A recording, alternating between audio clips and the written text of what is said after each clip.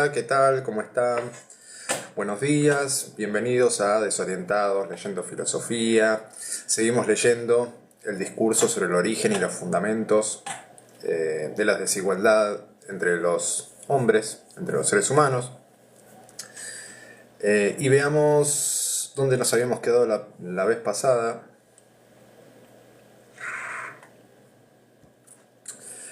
Bueno, seguí hablando de este estado de guerra en el que se había metido el ser humano. Los cuerpos políticos. Bueno, acá ya habíamos hablado de cómo se conformaba la sociedad humana. Ya estamos entrando en el ámbito de lo civil. Y nos habíamos quedado, el último párrafo hablaba acerca de cómo habían quedado los cuerpos políticos, ¿no? Porque ahora sí, ya están conformados los cuerpos políticos.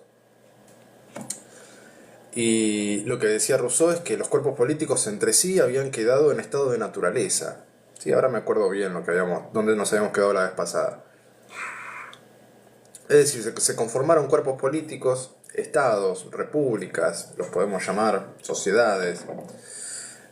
Y lo que había hecho el ser humano, según Rousseau, era agrandar los problemas, ¿no? Porque entre los integrantes del cuerpo político había leyes que regulaban su comportamiento, que regulaban la propiedad privada, pero al armar este cuerpo político en grande, como habíamos visto, este gran leviatán del que hablaba Hobbes, este hombre gigante, un hombre compuesto de otros hombres, empezaba a entrar en relación con otros cuerpos políticos, ¿sí? También con otros cuerpos gigantes hechos de hombres, pero de otros. Entonces, entre sí, estos cuerpos políticos, estos diferentes estados, estaban en condición de naturaleza entre ellos, ¿sí? O sea, no había leyes que regularan la interacción entre los cuerpos políticos. O sea que el problema que teníamos antes entre los individuos humanos, ahora lo tenemos multiplicado por millones entre los cuerpos políticos. ¿Sí? Porque una disputa entre dos individuos, bueno, ¿cómo podía terminar? A las piñas, podríamos decir. O podría terminar con la muerte, ¿no? Pero moría uno solo o dos a lo sumo. En este caso, las disputas entre cuerpos políticos, las disputas entre estados, terminaban con sangre derramada a montones, ¿no? Millones de personas muriendo, o miles de personas muriendo, por estas disputas entre cuerpos políticos. Así que un gran problema, nos está diciendo Rousseau, esta idea de juntarnos en sociedad. O sea, los males que nos atrae, o los males que nos trae el unirnos en cuerpos políticos, son mucho más perjudiciales que los males que nos traían las disputas individuales mientras no estábamos unidos socialmente, ¿no? O civilmente. Ahí nos habíamos quedado. Entonces vamos a seguir leyendo, a ver qué es lo que dice Rousseau. Ahora sí. Dice, sé que muchos han dado otros orígenes a las sociedades políticas, como las conquistas del más poderoso o la unión de los débiles. Mas la elección entre estas causas poco importa para lo que quiero establecer. Con todo, la que acabo de exponer me parece la más natural por las siguientes razones. 1. Que en el primer caso, no siendo el derecho de conquista un derecho, mal puede haber fundado ningún otro, y tanto el conquistador como los pueblos conquistados permanecían entre sí en estado de guerra, a menos que la nación recobrara su plena libertad y eligiera voluntariamente a su vencedor como jefe. Sí, acá está hablando de estos dos casos.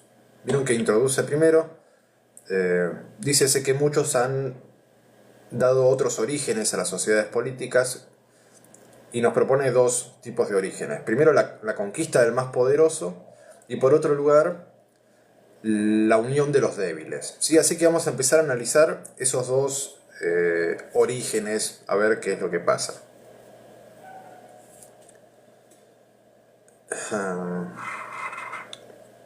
Bien, entonces el primer caso del que está hablando es el de la conquista del más poderoso. O sea, en la teoría política habían surgido estas dos teorías. Bueno, ¿cómo surgieron las sociedades? Bueno, los más poderosos agarraron y empezaron a conquistar territorios a mansalva y formaron sus propias repúblicas, ¿no? Y por otro lado se estaba diciendo, otro grupo de teóricos decían que los débiles, al ver la fuerza de los fuertes, se unieron entre sí para poder hacerle frente y para poder ponerles un freno a los fuertes, ¿no? Entonces vamos a ver qué es lo que dice Rousseau en cada uno de estos casos. Dice, en el primer caso, en la de la conquista del más poderoso, no siendo el derecho de conquista un derecho, ¿sí? Acá está negando Rousseau que sea un derecho conquistar otro pueblo. O sea, que yo conquiste a otro pueblo no me da derecho sobre sus habitantes. ¿Por qué? ¿Por qué no me da derecho? Acá dice, mal puede haber fundado a ningún otro ningún otro, y tanto el conquistador como los pueblos conquistados permanecían entre sí en estado de guerra. O sea, una vez que el conquistador conquista un pueblo, ¿sí? El conquistador con el pueblo conquistado se mantienen en estado de guerra. O sea, no es que los conquistados felizmente aceptan a su nuevo rey como su amo, ¿no? No pasa eso. El pueblo, lleno de rencor, está sometido a un conquistador, ¿no? Entonces entre ellos todavía hay una situación incómoda, bastante incómoda. Entonces, lo que dice Rousseau, el pueblo no va a aceptar al conquistador como su guía, no va a aceptar al conquistador como su rey legítimo, ¿no? Porque entre ellos va a haber un estado de guerra. ¿Por qué? Porque el conquistador mató a sus hermanos, mató a sus hijos. No hay manera de que se someta felizmente el pueblo conquistado. Entonces la conquista no es un derecho, no forma un derecho. Más que el derecho del más fuerte, ¿no? Acá está en disputa esto, el derecho del más fuerte y la unión de los débiles por el otro. El derecho del más fuerte no es un derecho, es lo que nos está queriendo decir Rousseau.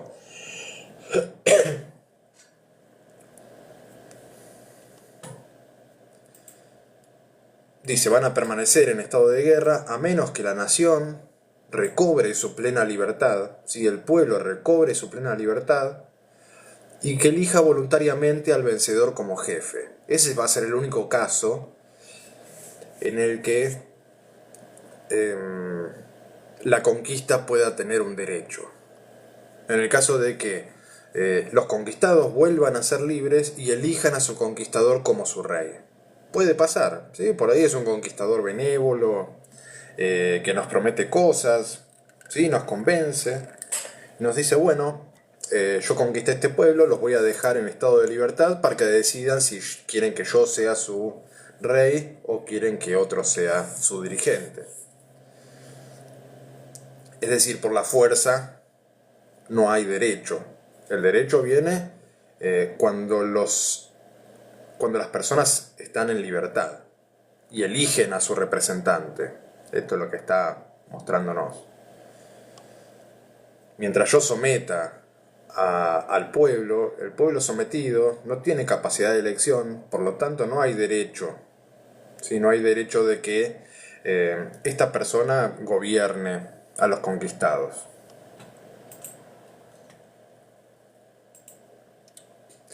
Hasta ese momento, dice, y a pesar de las capitulaciones que se hubieran hecho, como las mismas solo han estado fundadas en la violencia y por consiguiente son por eso mismo nulas, no puede haber en esta hipótesis ni verdadera sociedad, ni cuerpo político, ni otra ley que la del más fuerte.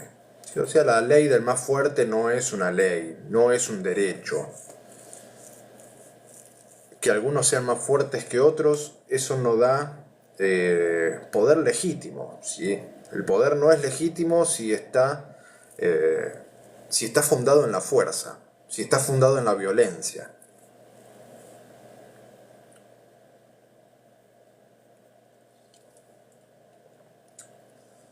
Entonces, aquello que se gana mediante la fuerza y la violencia no tiene validez. Por eso mismo, todas estas teorías son nulas, dice él. No puede haber derecho por la violencia, ni verdadera sociedad. Una sociedad no puede establecerse por la violencia. Eso no es una sociedad, es otra cosa. Pongámosle otro nombre porque no es una sociedad, no es un cuerpo político.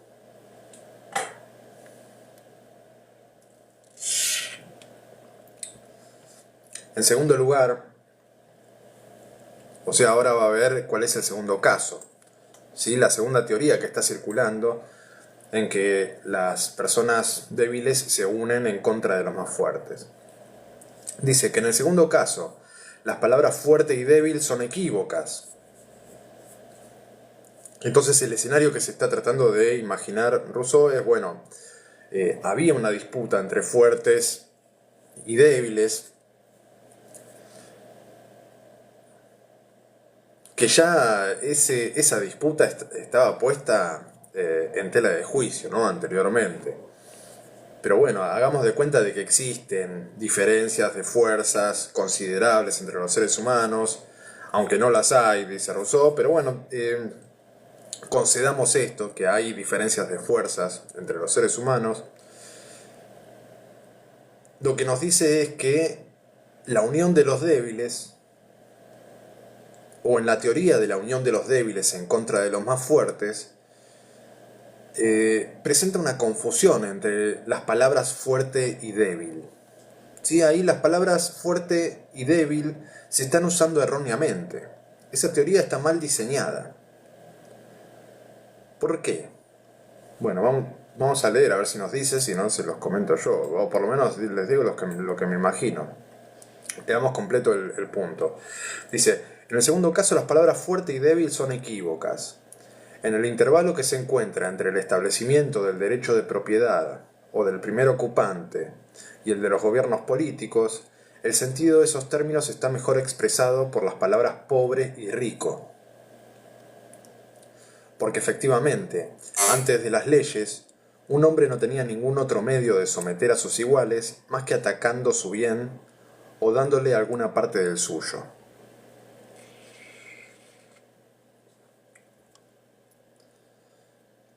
Leámoslo otra vez. Hola Isaac, ¿cómo estás? Buen día. Lo voy a leer después, lo voy a leer otra vez porque me tocó en el timbre y me distraje.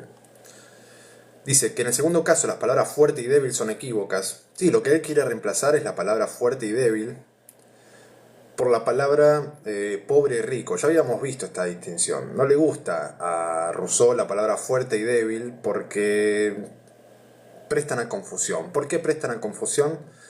Porque si decimos que los débiles se unen para someter al fuerte, en ese caso el débil se convierte en el fuerte,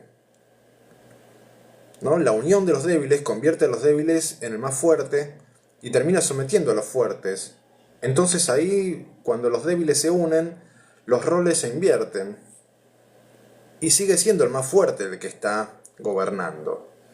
Cuando los débiles se unen, ocupan el lugar del fuerte.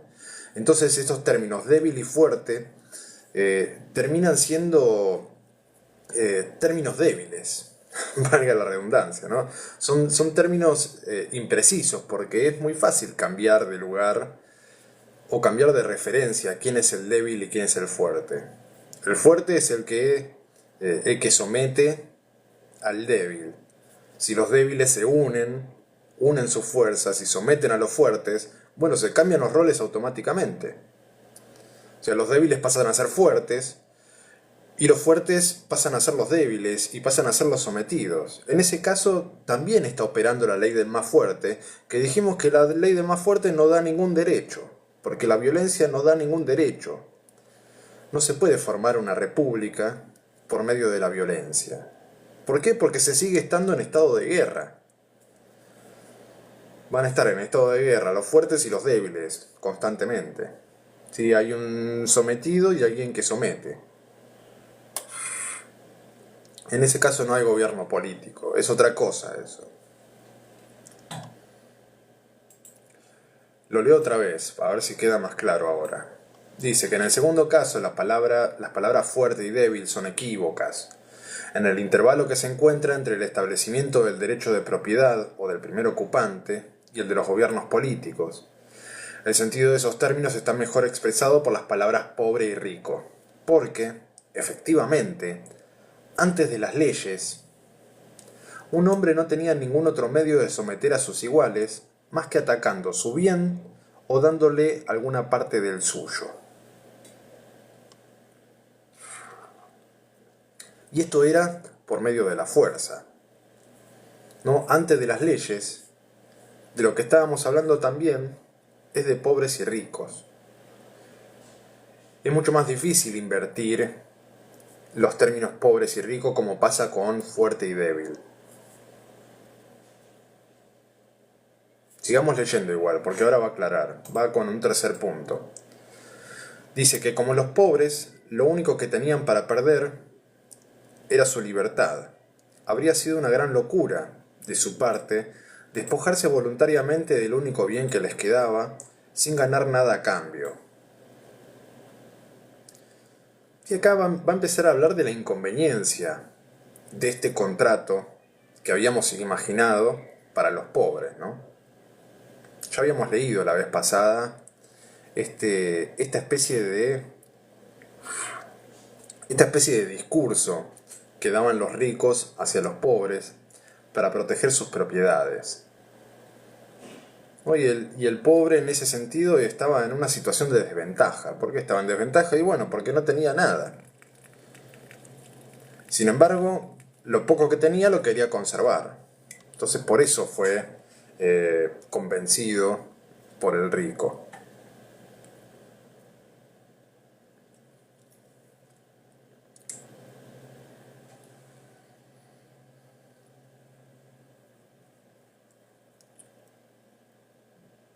Sigo.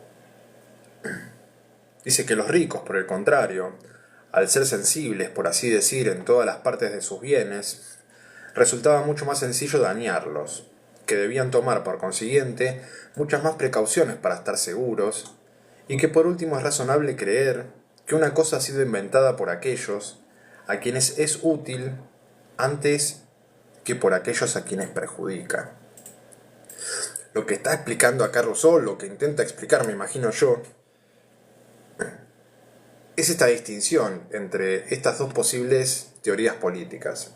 Sí, está discutiendo con estas dos teorías políticas. La primera que habíamos visto es la conquista del más poderoso, que ya la refutamos de alguna manera. Y ahora está tratando de hablar de la unión de los débiles. ¿Sí? ¿Por qué los débiles se unirían y querrían conformar un cuerpo político para someter a los más fuertes? ¿Por qué querría someter a los más fuertes?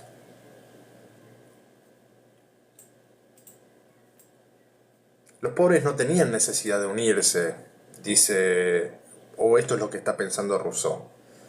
Los pobres no necesitaban unirse porque no le podían sacar nada, ¿sí? Si no tenían nada, ¿qué es lo que querían proteger? O sea, era mucho más perjudicial el estado de naturaleza para los ricos que para los pobres. ¿Sí? A los pobres no les importaba mucho conformar una sociedad, conformar un Estado. ¿Para qué querrían conformar un Estado aquellas personas que no tienen nada? Eso es lo que se está preguntando Rousseau.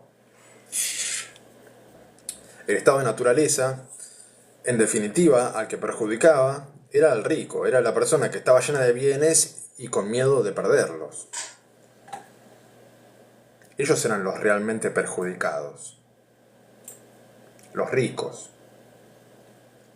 Leo otra vez, dice que los ricos, por el contrario, al ser sensibles, por así decir, en todas las partes de sus bienes, resultaba mucho más sencillo dañarlos. Entonces hablar de débiles y de fuertes es impreciso. Tenemos que hablar de ricos y de pobres. Y de ver a quién le convenía conformar una sociedad, conformar un estado civil. Los pobres no tenían nada que perder, ¿para qué iban a conformar un estado civil? Los ricos eran los que estaban en esa necesidad de imponer leyes, de conformar leyes, para no perder aquello que habían acumulado. Ellos eran los que realmente eran débiles en ese sentido. Los que tenían algo para perder. Los que eran sensibles. Si eran sensibles en todas sus posesiones, decía Rousseau. Son sensibles en todas las partes de sus bienes. Resultaba mucho más sencillo dañar a los ricos que a los pobres. Los pobres, al no tener nada, no podían ser dañados. Más todavía, ¿no? Pero los ricos sí tenían miedo de ser dañados en sus bienes.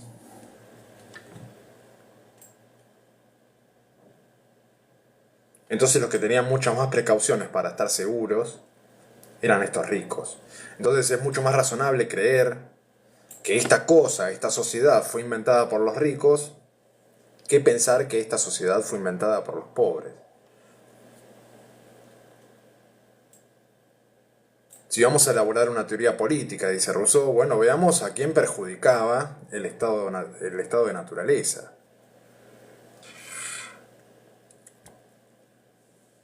¿El estado de naturaleza perjudicaba más a los pobres? No, al que perjudicaba más era a los ricos, dice. A los ricos les resultaba mucho más conveniente elaborar todo este sistema de leyes para proteger sus propiedades de las que se había apropiado ilegítimamente, ¿no? En realidad no podemos decir ilegítimamente porque no había leyes. Se había apropiado, le había sustraído de algún modo al resto de la humanidad una buena cantidad de bienes, tierras, alimentos, lo que sea, ¿no? En esta época, dice Rousseau, bueno, tierras y animales podríamos llamar bienes.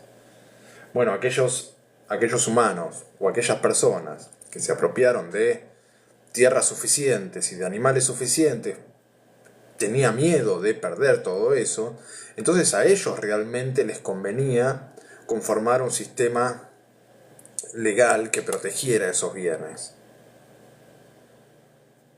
Entonces no podríamos decir que los débiles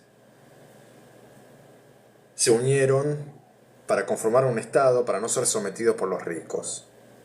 Para no ser sometidos por los fuertes, perdón.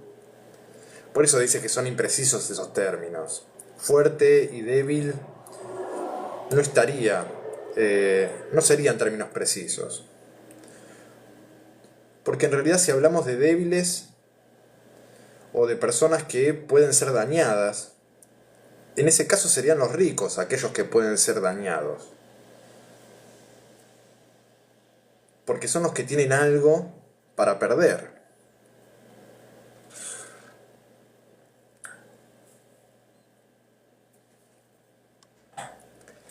Sigo leyendo, a ver si aclara un poco más. Esta es una de las partes más oscuras del texto. Igualmente sigamos leyendo, a ver si aclara. Dice, el gobierno naciente no tuvo una forma constante y regular. La falta de filosofía y de experiencia dejaba percibir solo los inconvenientes actuales, y no se pensaba en remediar los otros, sino a medida que se presentaban. Otra vez, estamos ya en un estado formándose. Y lo que nos está diciendo es esto, este gobierno fue, bueno, un poco de ensayo, ¿sí? A partir de los errores, estos errores se emparchaban con otras leyes, la falta de filosofía, la falta de experiencia, ¿no? Mostraba inconvenientes. Y la forma de gobierno se fue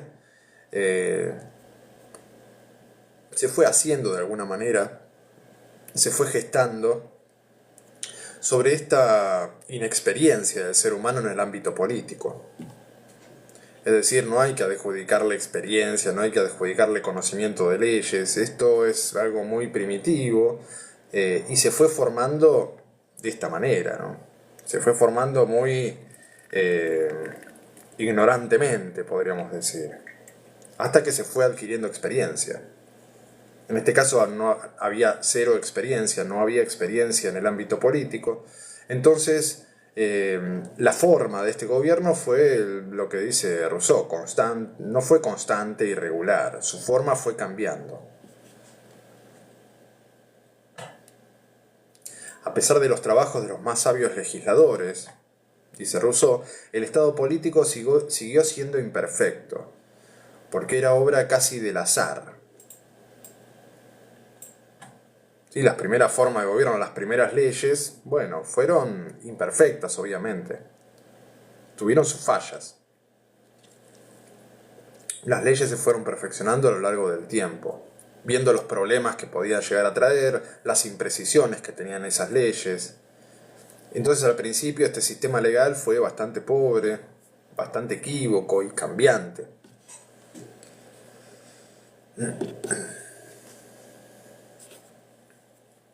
¿Por qué? Porque era obra casi del azar. ¿Sí? No tenían experiencia los seres humanos en dictar leyes. Sí, era algo totalmente nuevo, se estaba haciendo por primera vez. Entonces por eso nos dice que era obra del azar, casi. Surgió una necesidad, bueno, vamos a tratar de elaborar un acuerdo, una ley, para poder cubrir esa necesidad. Y bueno, lo hacían imperfectamente, ¿no? Y luego de un mal comienzo, dice, el tiempo, que descubría los defectos y sugería algunos remedios, no pudo reparar nunca los vicios de constitución. O sea, ya estaba mal conformada desde un principio.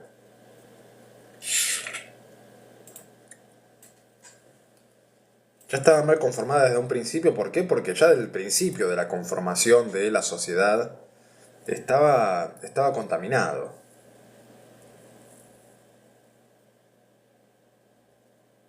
En primer lugar por inexperiencia y en segundo lugar por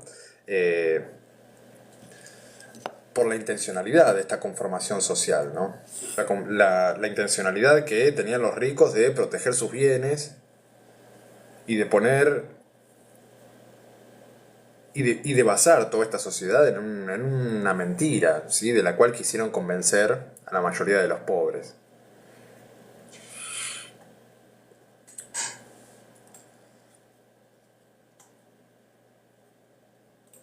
Pero ahora, con la sociedad ya conformada, dice, bueno, se hacían continuamente reajustes, mientras que habría sido necesario comenzar limpiando el área y descartando los materiales viejos, como hizo Licurgo en Esparta, para levantar luego un buen edificio.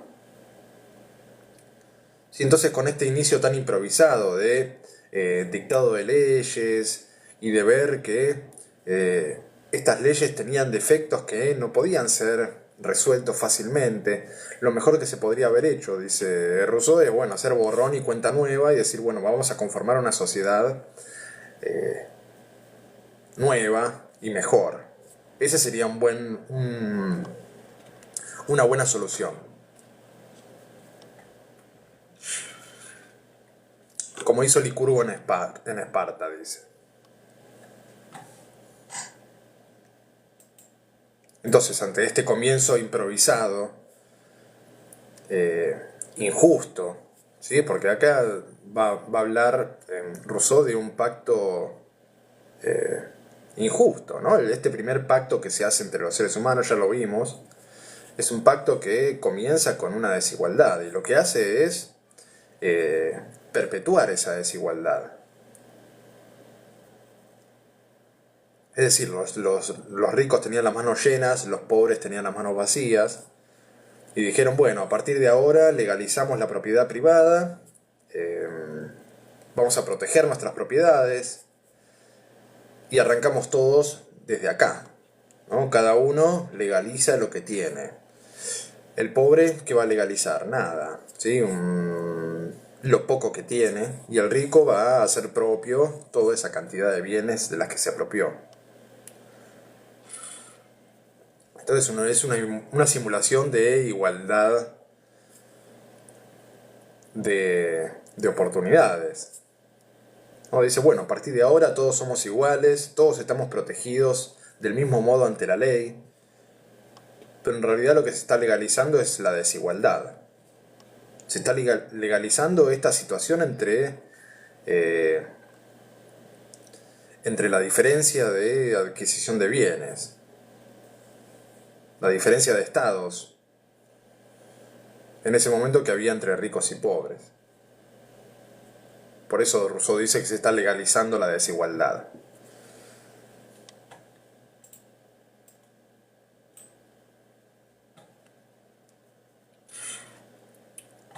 En un comienzo, dice Rousseau, la sociedad solo consistió en algunas convenciones generales, que todos los particulares se comprometían a observar, y que la comunidad garantizaba ante cada uno de ellos. Fue preciso que la experiencia mostrara hasta qué punto era débil una constitución semejante, y cuán fácil era para los infractores evitar la evidencia o el castigo de las faltas, de las cuales sólo el público era testigo y juez. Fue preciso que la ley fuera eludida de mil maneras. Fue preciso que los inconvenientes y los desórdenes se multiplicasen continuamente, para que se llegara a pensar en confiar a algunos particulares el peligroso depósito de la autoridad pública. Entonces, de nuevo, imaginando el inicio del dictado de leyes, lo que está diciendo, bueno, en estos inicios las leyes no eran más que acuerdos a los que se llegaba por consenso, pero era muy fácil eludir estos acuerdos, porque no había una fuerza pública que garantizara su cumplimiento. Hasta hoy sigue pasando, el día de hoy sigue pasando esto, ¿no? Se dictan leyes que después no se sanciona su incumplimiento, entonces no tienen ningún valor esas leyes. Bueno, en este inicio de la sociedad fue mucho peor. En este inicio del Estado civil fue mucho peor porque no había ningún tipo de fuerza que garantizaba el cumplimiento de las leyes. Estos eran acuerdos mutuos. Entonces se hizo necesario confiar en algunos particulares, confiar en un sector de esta conformación social primitiva y depositar sobre ellos la autoridad, la fuerza pública, ¿no? La fuerza para poder controlar el cumplimiento de las leyes. Entonces, en estos inicios la ley era fácilmente violable,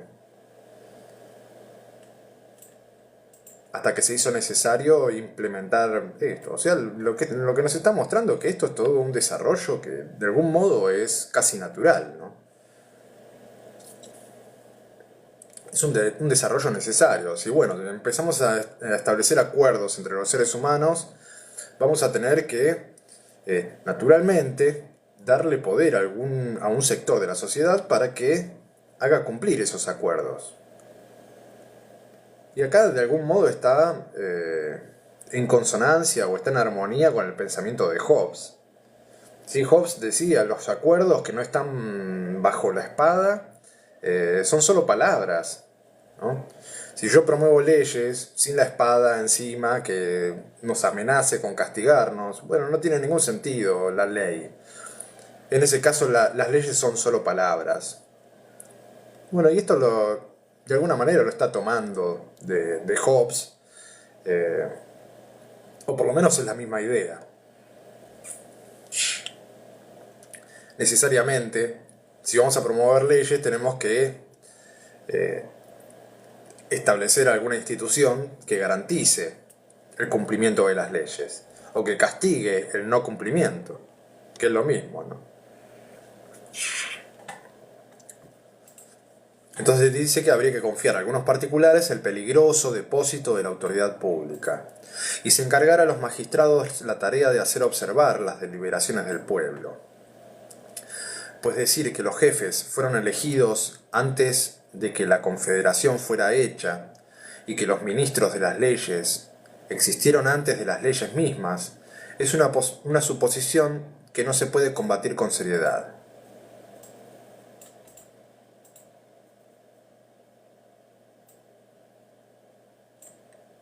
Y acá sí está discutiendo con Hobbes, ¿sí? Porque Hobbes dice, bueno, en la conformación del Estado, tendríamos que leer el Leviatán también, ¿no? Para entender todo esto, pero bueno, no podemos hacer todo junto.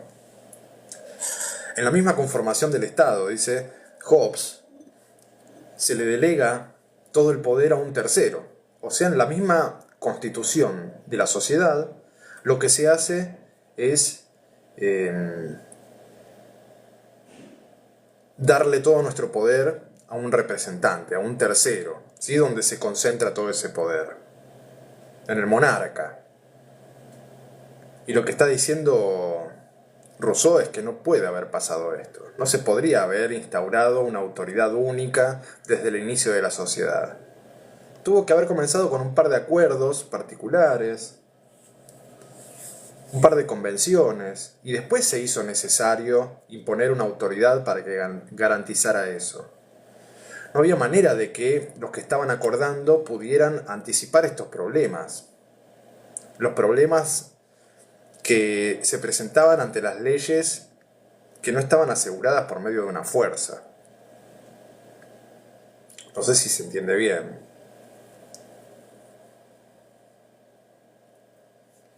Está diciendo esto, leo este fragmento, dice, pues decir que los jefes fueron elegidos antes de que la confederación fuera hecha,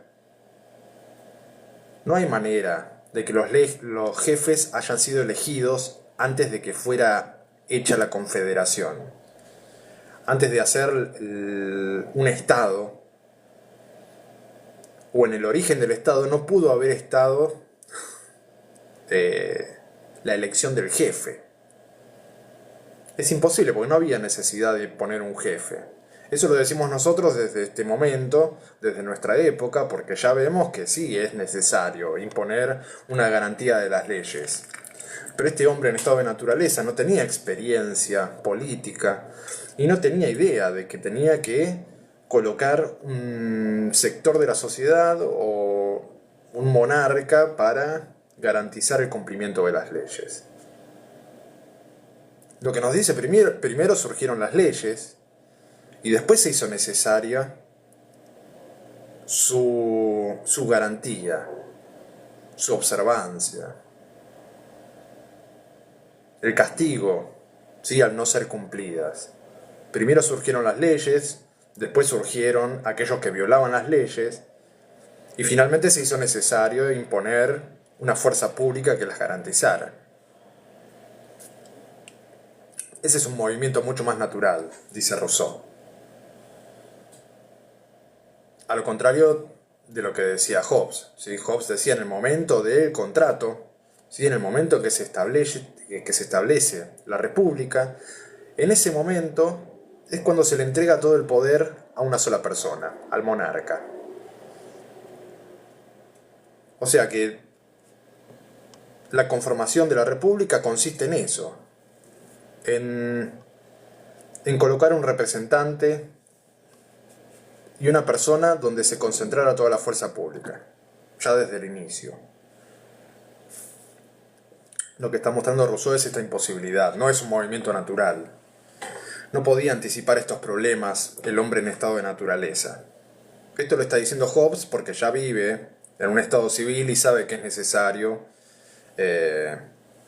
un representante, una fuerza pública que garantice el cumplimiento de las leyes. Pero no podemos trabajar de esa manera. Nos tenemos que poner en el lugar de un ser humano inexperto en política. Entonces lo más probable es que haya establecido una serie de acuerdos entre ellos y que esos acuerdos hayan sido difíciles de mantener porque no había una fuerza pública que los garantizara. Eso es mucho más coherente, dice Rousseau. El hombre se maneja mucho más así, a prueba y error, ¿no?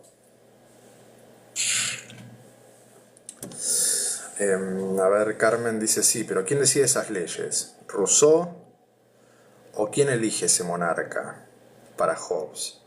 Y en un primer momento es un acuerdo entre personas, según Rousseau. ¿Sí? Esas leyes se deciden como pactos. Empiezan a establecer pactos, se empiezan a establecer pactos entre los seres humanos, eh, como ha ocurrido también acá en Argentina, ¿no? Empezamos haciendo pactos entre un conjunto de la sociedad y otro conjunto de la sociedad, hasta que en algún momento alguien rompe el pacto y decimos, bueno, habría que establecer un poder común para garantizar estos pactos. Y ante la pregunta de quién elige el monarca para Hobbes, bueno, todos los integrantes de la sociedad. No puedo explicar Hobbes ahora, pero según Hobbes, un conjunto de hombres en estado de naturaleza que ven un problema en ese estado, que es la violencia constante, se unen y le dan toda su fuerza de decisión y toda su fuerza física a un representante, al monarca. ¿Quién elige al monarca? Todos. Absolutamente todos. O la mayoría, podríamos decir. El que no está de acuerdo, bueno, se va o es aniquilado por el monarca. O sea, ante la pregunta de Carmen, ¿quién elige a ese monarca? Todos. Sí, para vos, Carmen dice, para mí los poderosos en los dos casos. Puede ser. Según los autores, no sería el caso. ¿Quién decide esas leyes? Ahí sí podríamos decir que los poderosos, los que tienen los bienes, son los que deciden esas leyes. Porque para ellos son necesarias las leyes. Ahí sí podría estar de acuerdo con vos. Pero en el caso de Rousseau, me cuesta, porque para Rousseau, en ese caso no había poderosos y no poderosos en el estado de naturaleza. Había un conflicto constante, un peligro de muerte constante. Era una situación totalmente distinta. Por eso no me quiero meter tanto con Hobbes, porque puede ser malentendido. ¿Sí? Tenemos en la cabeza un estado de naturaleza que no es el mismo que está imaginando Hobbes. Entonces, hablar de él sin haberlo leído, ¿no? Sin haber leído el Leviatán es un poco ilegítimo hacer críticas a Hobbes. Por lo menos ahora. Por eso mismo, porque no se pueden medir los dos estados de naturaleza porque son completamente distintos. Pero necesariamente tengo que recurrir a Hobbes porque acá Rousseau lo está nombrando constantemente y está haciendo señalamientos constantemente a Hobbes. Por eso generalmente lo que se suele hacer en la escuela secundaria, por ejemplo, es dar primero a Hobbes y después a Rousseau. Bueno, no estamos en la escuela secundaria, yo estoy leyendo libros al azar, todo muy random, como se dice ahora. Entonces tenemos estas falencias, ¿no? Y es muy difícil leer filosofía en ese sentido, porque cuando agarras un libro de filosofía está dentro de una red.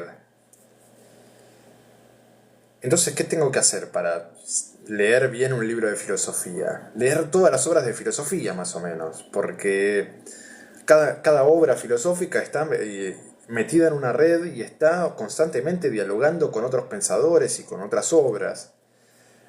Así que creo que es medio imposible leer bien una obra de filosofía. Es decir, leer una obra de filosofía con todo el conocimiento que se requiere para poder entender esa obra filosófica. Por eso están desorientados, ¿no? Porque, por ejemplo, leemos a Rousseau y nos estamos dando cuenta de este problema. Está remitiendo constantemente a otros autores. Yo reconozco cuando interactúa con Hobbes, pero puede ser que interactúe con otros y yo no me dé cuenta porque no los leí a los otros. Pero seguramente esté en diálogo con otras obras y con otros pensadores y no nos vamos a dar cuenta nunca porque... O yo no me voy a dar cuenta nunca porque yo no leí a esos otros autores y no los estoy reconociendo acá. Pero sí reconozco su mención constante a Hobbes.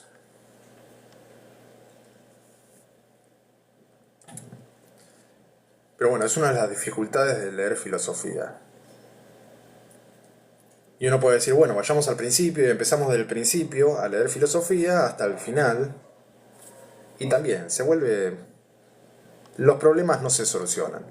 Ya lo intenté, no sé.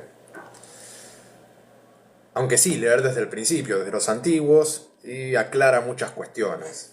Ya haber visto a Platón, por ejemplo, en la República de Platón, me hace comprender muchísimo más este tipo de teorías.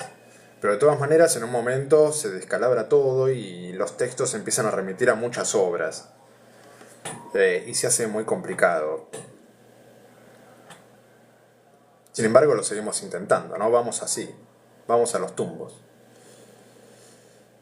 Carmen dice, claro, es una construcción sobre otros pasados. Sí, sí, sí, por eso está esa dificultad.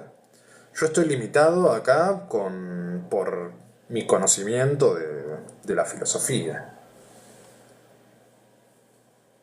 O sea, la lectura de cada persona va a estar limitada por su capacidad o por sus lecturas anteriores. Y yo estoy limitado, sí.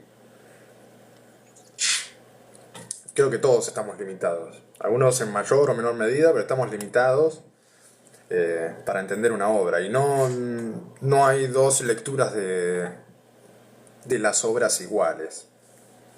Porque depende en gran parte de lo que haya leído cada uno. Por eso siempre es interesante ver lo que piensan otros acerca de las obras. Nos da una comprensión un poco más amplia. Porque las otras personas no leyeron lo que leí yo y viceversa. Entonces ahí se conforma un conocimiento más amplio. Cuando empezamos a leerlos entre varias personas que leyeron otras cosas y que pueden aportar lo suyo, ahí aparece lo interesante en filosofía, en el encuadre comunitario. Cuando otras personas que leyeron otras cosas opinan sobre la misma obra. Eso es lo interesante.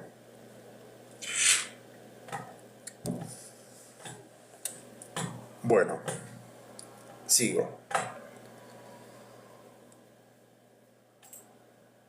Dice, tampoco sería más razonable creer que los pueblos se arrojaron a los brazos de un amo absoluto sin condiciones y sin retorno, y que la primera manera que hombres fieros e indómitos hayan imaginado para proveer la seguridad común haya sido precipitarse a la esclavitud.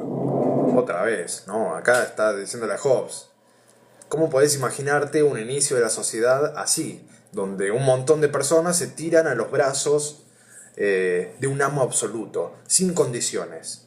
¿Sí? Porque el contrato hobbesiano era incondicional. Vamos a entregarle todo nuestro poder a este tercero. En realidad la condición era de que mantenga la seguridad, ¿no? Que mantenga los conflictos lo más alejados posibles de esta conformación política.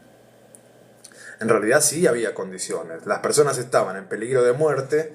Entonces, para no morirse, dijeron, bueno, dejemos de agredirnos entre nosotros y vamos a darle todo el poder de agresión, todo el poder físico, vamos a concentrarlo en un amo absoluto, que sea él el portador de la fuerza y que nos mantenga a todos nosotros controlados y que decida acerca de todos nuestros conflictos. ¿Sí? Yo ya no voy a tener el poder de agredir a un ciudadano, porque no es mi derecho. El amo absoluto no me lo permite.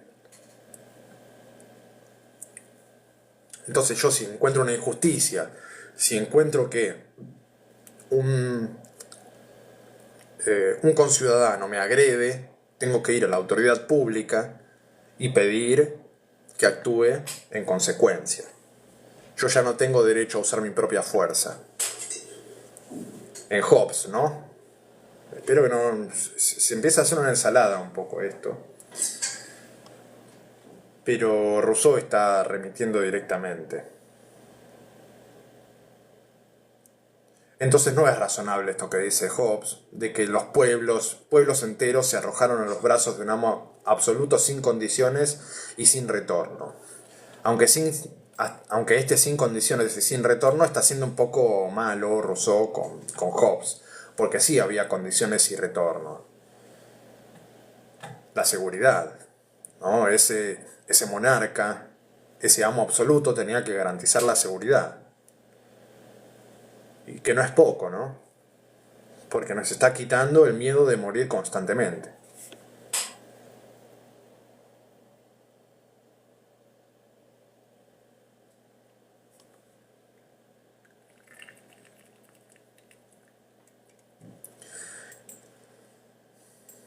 Y dice que la primera manera de hombres fieros e indómitos hayan imaginado para proveer a la seguridad común haya sido precipitarse a la esclavitud. También, hombres fuertes, indomables, que se hayan sometido así a la esclavitud, al mando de un monarca absoluto, tampoco. ¿Sí? Tampoco es nada lógico. En efecto, dice, ¿para qué han nombrado a hombres superiores, sino para defenderlos contra la opresión y proteger sus bienes, sus libertades y sus vidas, que son, por así decir, los elementos constitutivos de su ser?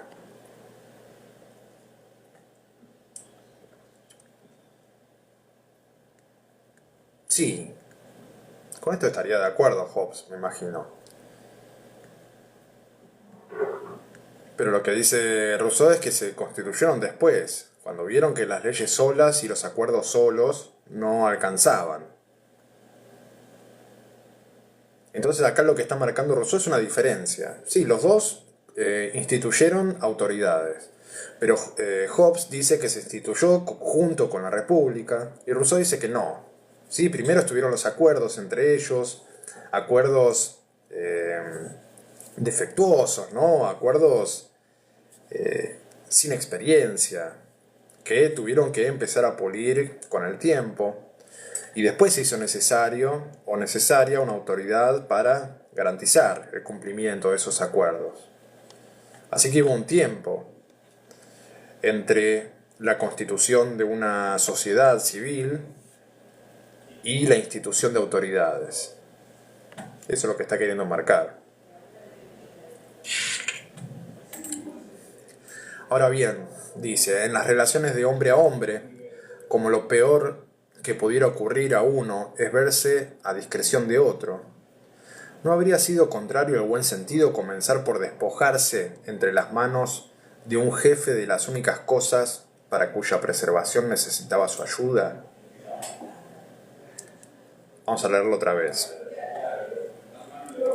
Ahora bien, en las relaciones de hombre a hombre, como lo peor que pudiera ocurrir a uno es verse a discreción de otro. Si en una relación de hombre a hombre lo peor que se puede pasar es que estemos sometidos a otro ser humano, ¿no?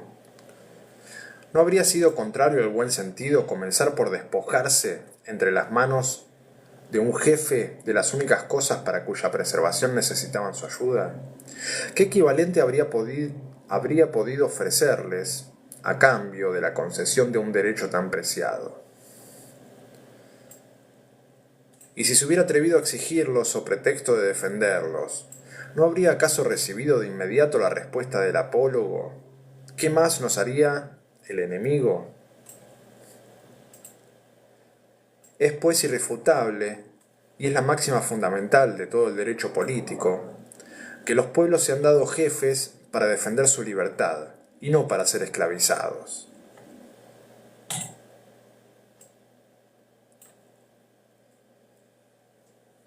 Entonces toda esta cuestión la resume en esta frase Rousseau, ¿no? Los pueblos no se dieron jefes para ser esclavizados, como piensa Hobbes. No le dimos toda nuestra fuerza a un monarca para que nos esclavice, sino que los pueblos se dieron jefes para defender su libertad. Si tenemos un príncipe, decía Plinio a Trajano, es para que nos preserve de tener un amo.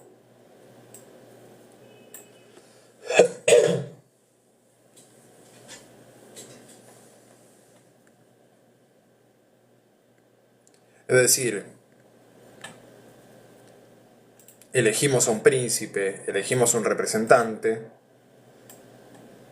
para no tener a alguien que nos someta, para no ser sometidos por otras personas.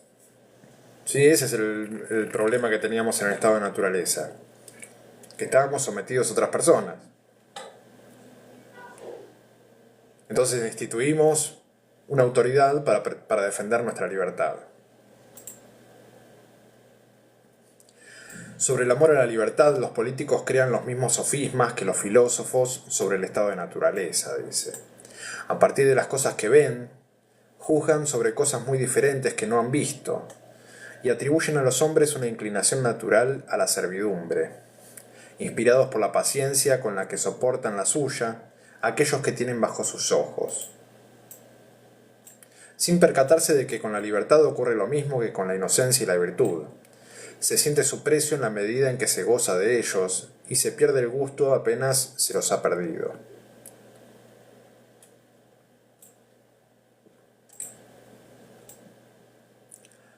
Vamos a leer de nuevo. Dice, sobre el amor a la libertad, los políticos crean los mismos sofismas que los filósofos sobre el estado de naturaleza. O sea, lo que hemos visto que hacen los filósofos sobre el estado de naturaleza es ver al hombre actual, o ver el estado de naturaleza con ojos actuales. Sí, eso era el problema que tenían los filósofos, según Rousseau. No podemos ver al hombre en estado natural y no le podemos adjudicar al hombre en estado natural cosas que tenemos nosotros actualmente. Bueno, lo mismo están diciendo los políticos acerca de la libertad. O sea, el hombre en estado de naturaleza era libre. ¿Para qué va a establecer acuerdos? ¿Qué? Para ser libres no sería coherente esto.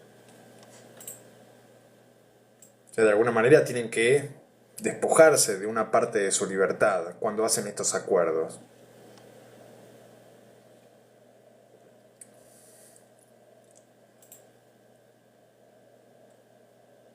Entonces dice, atribuyen a los hombres una inclinación natural a la servidumbre, inspirados por la paciencia con la que soportan la suya aquellos que tienen bajo sus ojos. Cuando no es así, sin percatarse de que con la libertad ocurre lo mismo que con la inocencia y la virtud, dice. Se siente su precio en la medida en que se goza de ellos y se pierde el gusto apenas se los ha percibido. Apenas se los ha perdido, perdón. Conozco las delicias de tu país, decía Brasidas a un sátrapa, que comparaba la vida de Esparta con la de Persépolis, pero tú no puedes conocer los placeres del mío.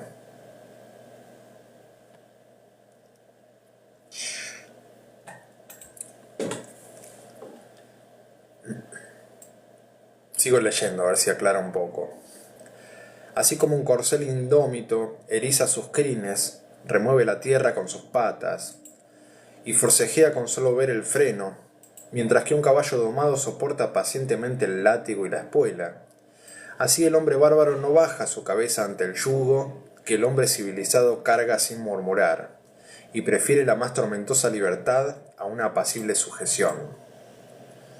Sí, lo que está diciendo acá es eso. No podemos creer que un hombre salvaje, ¿no? El hombre en estado de naturaleza haya aceptado tan fácilmente el dominio de un tercero. Nosotros lo creemos posible porque ya estamos bajo el dominio de un tercero, ya vivimos bajo el dominio de un Estado, pero no podemos adjudicarle ese deseo de estar bajo el dominio de otro a este hombre en estado natural. O sea, el inicio de la sociedad civil no pudo haber sido un sometimiento pacífico de personas, una decisión pacífica entre personas de someterse a otro.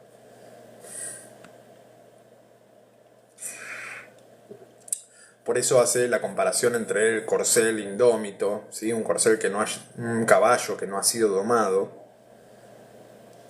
con un caballo domado. ¿Sí? El caballo domado soporta pacientemente el látigo y la espuela, mientras que el que no fue domado, no.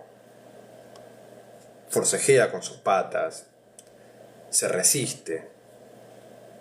O sea, no se va a someter a un amo tan fácilmente. No es entonces por el envilecimiento de los pueblos esclavizados que debemos juzgar las disposiciones naturales del hombre a favor o en contra de la servidumbre, sino por los prodigios que han realizado todos los pueblos libres para defenderse de la opresión.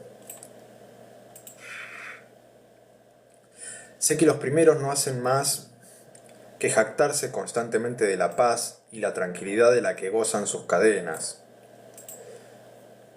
y que me se riman, bueno, a causa latín.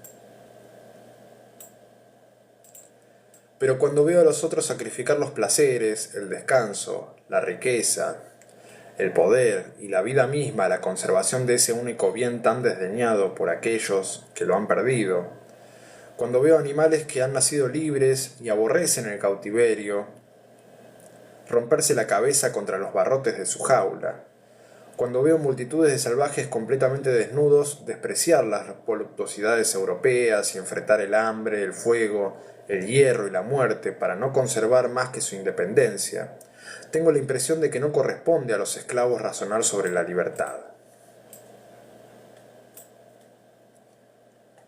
¿Cómo fue posible que hombres libres, en estado de naturaleza, se hayan sometido a un amo que les dijera qué hacer? Si esto es lo que no puede entender Rousseau.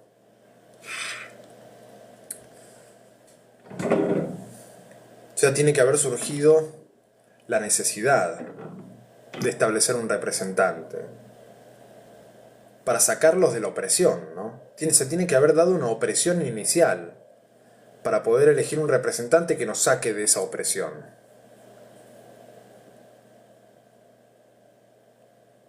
Lo último que haría el ser humano es entregar su libertad. Es lo más preciado que tiene. ¿Cómo va a limitar su libertad? ¿Con qué finalidad va a limitar su libertad? ¿Por seguridad? ¿Se va a someter a un amo absoluto por seguridad? Según Hobbes, sí. El miedo a la muerte puede hacer que los seres humanos se sometan a un tercero, delegando parte de su libertad. Rousseau no puede creer esto, no lo puede entender. Y nos está diciendo esto: veo animales nacidos libres, son puestos dentro de jaulas y son capaces de matarse, ¿sí?, para recuperar su libertad. Se dan la cabeza contra los barrotes. Pareciera que la libertad es más importante que la propia vida, para los seres humanos y para los animales. Y no cree que la búsqueda de seguridad sea la causa por la que los seres humanos delegaron parte de su libertad. El origen de la república, el origen de la sociedad civil, tiene que haber sido recuperar su libertad, o por lo menos garantizar la libertad, no limitarla.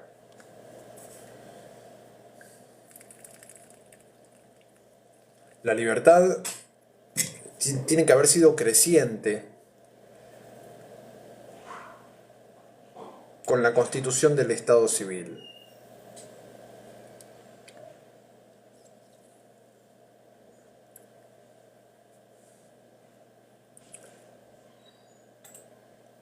Sigo, a ver qué pasa. En cuanto a la autoridad paterna, de la que varios han hecho derivar el gobierno absoluto y la sociedad toda, sí, acá va a estar empezando a hablar con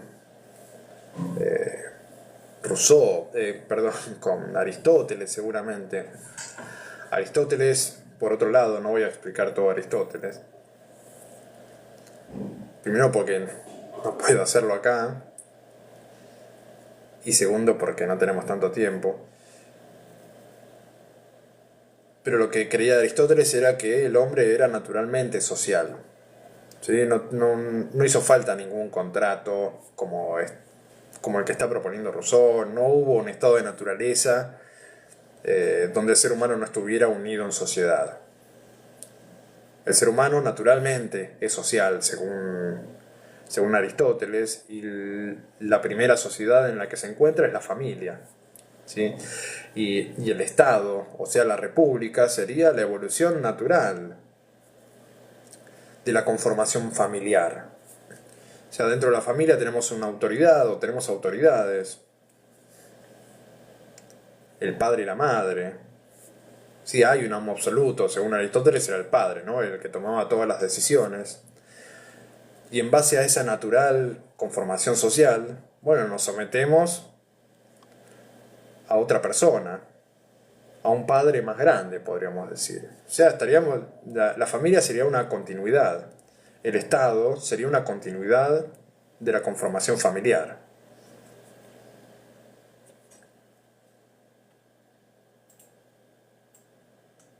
El monarca, el presidente o el representante sería como un gran padre. El rey, ¿sí? Sería como un gran padre, según Aristóteles. Hablando muy rápidamente, ¿no? Entonces dice, en cuanto a la autoridad paterna, de la que varios han hecho derivar el gobierno absoluto y la sociedad toda, sin recurrir a las pruebas contrarias de Locke y de Sidney, basta señalar que nada en el mundo está más alejado del espíritu feroz del despotismo que la ternura de aquella autoridad que mira más el beneficio del que obedece que la utilidad del que manda. Y hay una gran diferencia entre el poder político y el poder que puede tener un padre, dice Rousseau.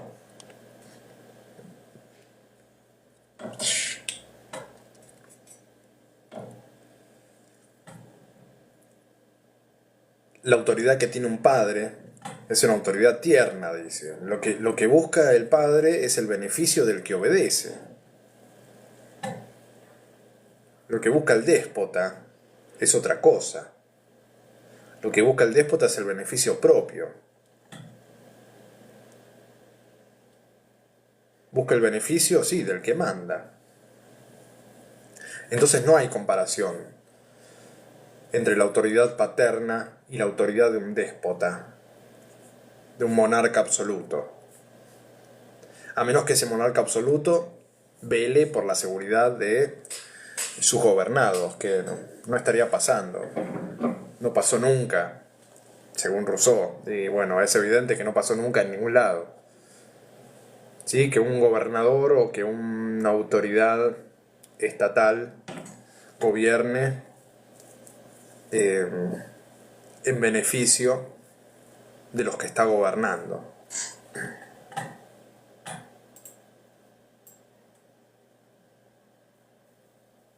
Bueno, y también se podría dudar de padres que actúen de esa manera, ¿no? No todos. Podríamos decir que no todos los gobernantes actúan así, no todos los padres son tan tiernos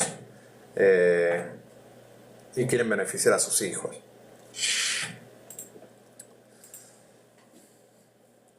Que por la ley de naturaleza, dice Rousseau, el padre no es el amo del hijo, más que durante el tiempo en que éste necesita su ayuda, y más allá de este límite. Sí, él va a empezar a marcar la diferencia entre la autoridad estatal y la autoridad de un padre. Sí, la autoridad del padre, por ejemplo, es una autoridad temporal, a diferencia de la autoridad estatal, de la autoridad civil. En primer lugar, está esta preocupación por el bien del gobernado, que no se da en el ámbito de la sociedad, sí en el ámbito familiar. Después está la temporalidad. ¿Sí? Acá hay otra diferencia entre la autoridad del padre y la autoridad del jefe de Estado. La autoridad del padre es temporal. La autoridad del jefe de Estado es constante, ¿no?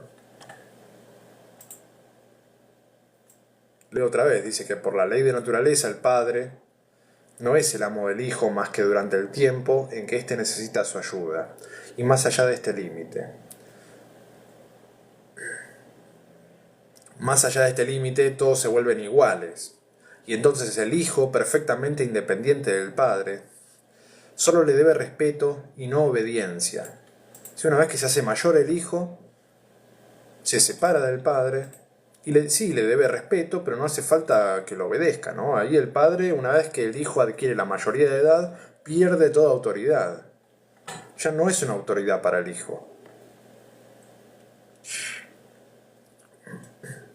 Sí es un sujeto de respeto y de agradecimiento, obviamente, pero no es una autoridad, no le puede decir qué hacer. Pues el reconocimiento es un deber que hay que cumplir, dice Rousseau. O sea, está de acuerdo con esto, sí, hay un reconocimiento, hay un respeto, pero no es un derecho que se pueda exigir. Ese respeto no lo puede exigir el padre. Lo merece, sí, en muchos casos, pero no es algo que pueda exigir, porque no tiene derecho a exigirlo.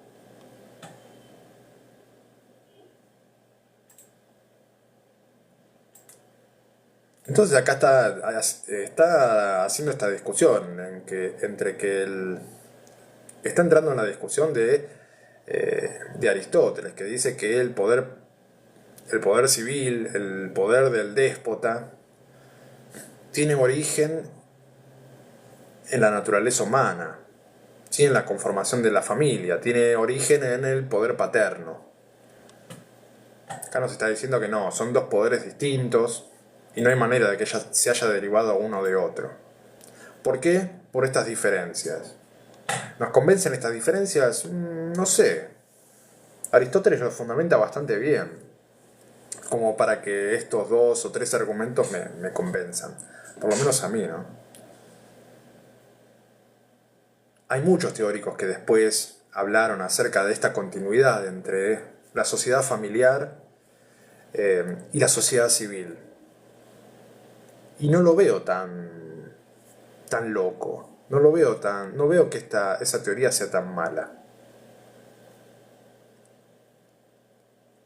Que la sociedad civil sea una continuación de la conformación de la familia.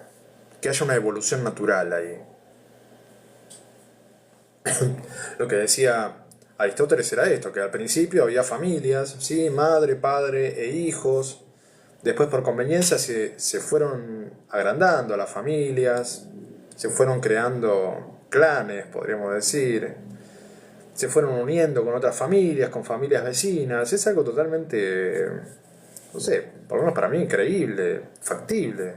Se fueron uniendo diferentes familias, conformaron lazos, lenguajes comunes,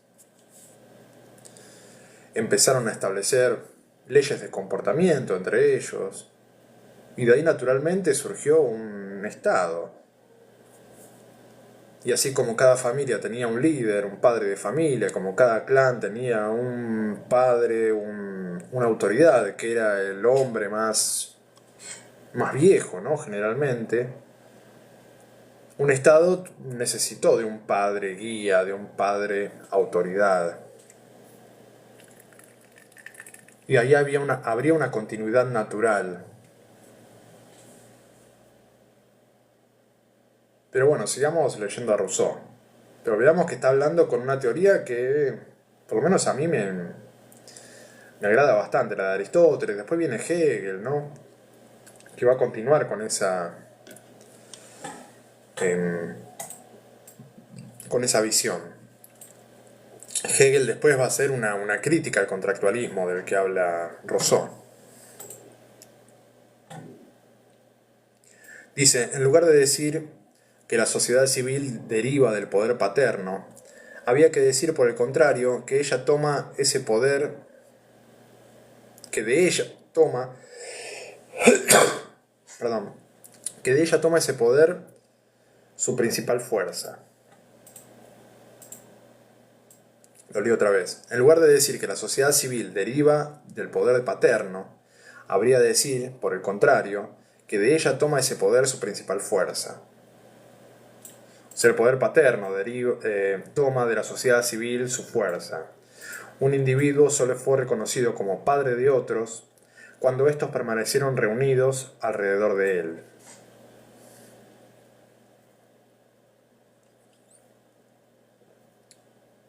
Los bienes del padre, de los que es verdaderamente el dueño, son los lazos que retienen a sus hijos en su dependencia, y no puede participarlos de su sucesión más que en la medida en que se hayan hecho merecedores de ella por una sostenida deferencia a sus voluntades. Rousseau no cree que al principio haya habido una conformación familiar. Ya vimos que para Rousseau el hombre en estado de naturaleza era un ser humano solitario. El hijo, en cuanto pudiera caminar y abastecerse a sí mismo, se alejaba de sus padres. No había una sociedad familiar, según Rousseau.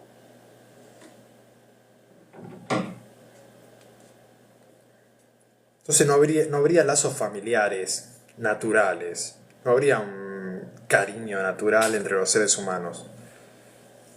Un poco fría eh, la familia para Rousseau, ¿no? Habría que analizar la vida de Rousseau también, a ver cómo le fue con su familia, qué problemas tuvo. Acá hay un par de traumas que podríamos rastrear. Habría que hablar con algún psicólogo y estudiar los problemas que pudo haber pasado Rousseau para que piense esto, ¿no? Para Rousseau no hay lazos familiares naturales. Para Rousseau los lazos familiares son de interés.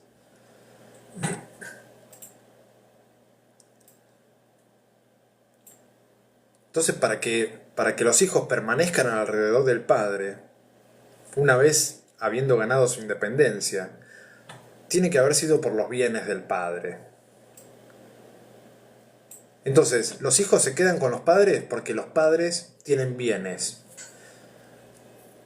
que en definitiva podrán heredar algún día. Por eso mantienen la relación con los padres. Horrible, ¿no? Pero esto es lo que dice que pasa realmente a Rousseau.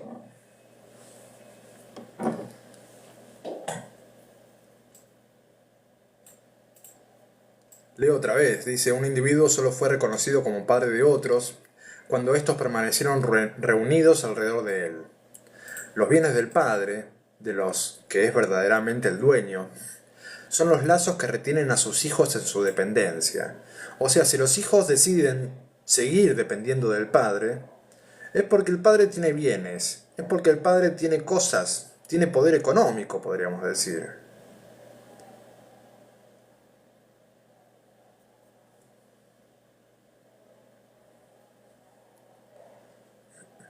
Y no puede participarlos de su sucesión más que en la medida en que se hayan hecho merecedores de ella, por una sostenida deferencia ante sus voluntades. Entonces, si nos sometemos a nuestros padres, es porque esperamos en un futuro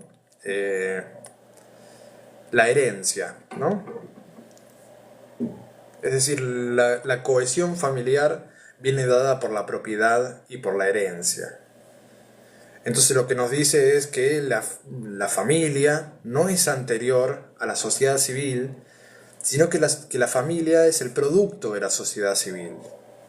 Esto es lo que nos dice Rousseau, ¿no? O por lo menos es lo que estoy interpretando de Rousseau, que nos está diciendo esto. Antes de la sociedad civil no había familias. O por lo menos antes de la propiedad. ¿No? Antes de la propiedad no había familias. Los hijos no se quedaban con los padres. Los hijos se empezaron a quedar junto a los padres y se sometieron a los padres porque los padres tenían bienes. Desde el momento en que apareció la propiedad, es que los hijos empezaron a tener más ganas de quedarse con los padres. Y Carmen dice, si el padre no tiene nada, no hay familia, no habría familia. Los hijos no tendrían ganas de quedarse con el padre, porque el padre no tiene nada. Habría que verlo, ¿no? Pero sí, una relación bastante fea entre las familias.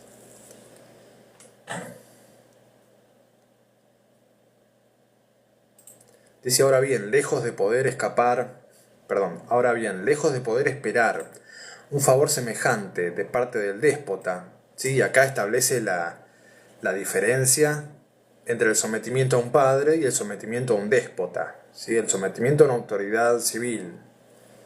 Acá está la diferencia. Si yo no puedo esperar recibir nada del déspota, ninguna herencia. Entonces en eso también difieren el poder paterno del poder estatal, del poder del déspota.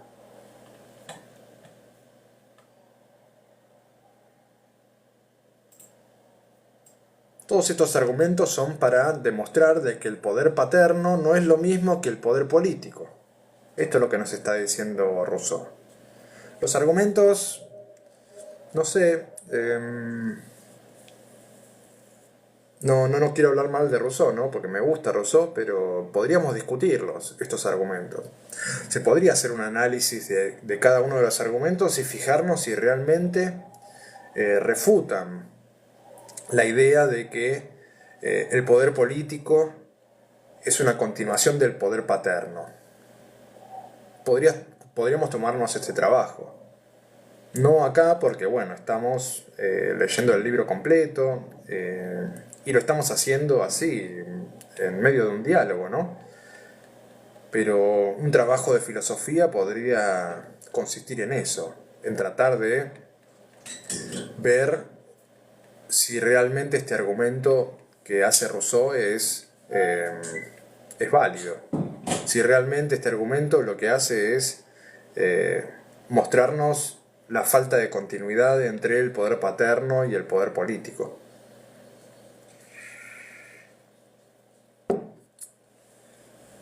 Sí, Carmen, exactamente. Está negando el amor de la familia y solo hay interés en esa relación. Eso es lo que está planteando Rousseau.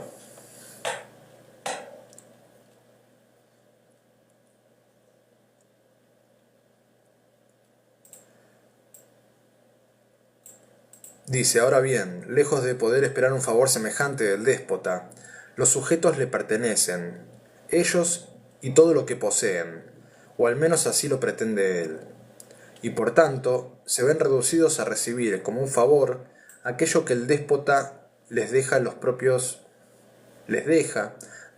bienes que antes poseían. Hace justicia cuando los despoja y concede una gracia cuando los deja vivir.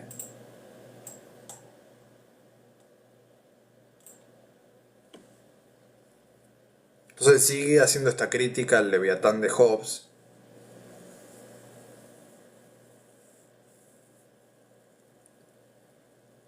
Y a la idea de Aristóteles de que el inicio de las sociedades civiles haya sido la familia, haya sido el poder paterno. Bien, vamos a cortar acá pues ya estamos pasados de tiempo. Ya me cansé, así que vamos a seguir el sábado que viene. Ahora sí me voy a marcar bien dónde nos quedamos, así no me pasa lo del principio. Bueno, que tengan una buena semana y nos estamos viendo. Chau.